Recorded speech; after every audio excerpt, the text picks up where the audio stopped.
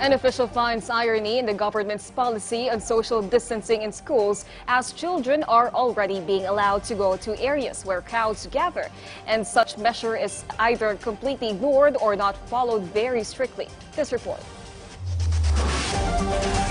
Outgoing Socio-Economic Planning Secretary Chua calls for the abolition of social distancing measures in schools.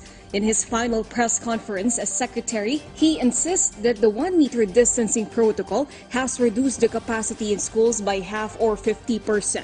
He said that such a policy is obsolete, especially in a low alert level place like so many all over the country. According to Chua, even his son, who spent the past 2 years attending classes online, only goes to school every other week due to the 1-meter physical distancing rule. Chua finds it ironic that children can now go to the malls and play outdoors but cannot return to face-to-face classes. This is very unfortunate. For many Filipinos who do not have power, money, or influence, a good education serves as a stepping stone to realizing their potential and securing a better future. I was one of them. According to the Secretary, education is a part of the development of a country and which needs even greater focus in the new normal.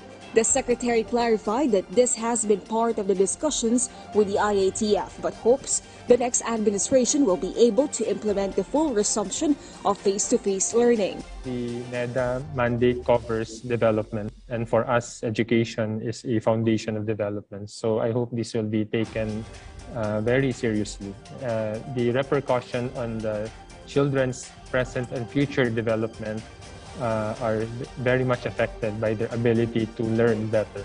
NEDA says the country's productivity loss has reached 22 trillion pesos since in-person learning was halted.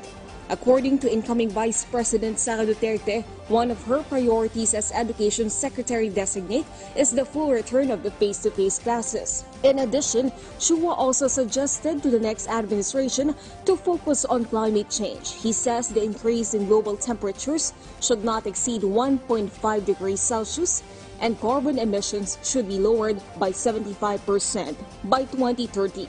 It is also important to invest in smart and sustainable infrastructure, which will not only address environmental issues but socio-economic issues as well. Naomi Tiburcio for The Nation.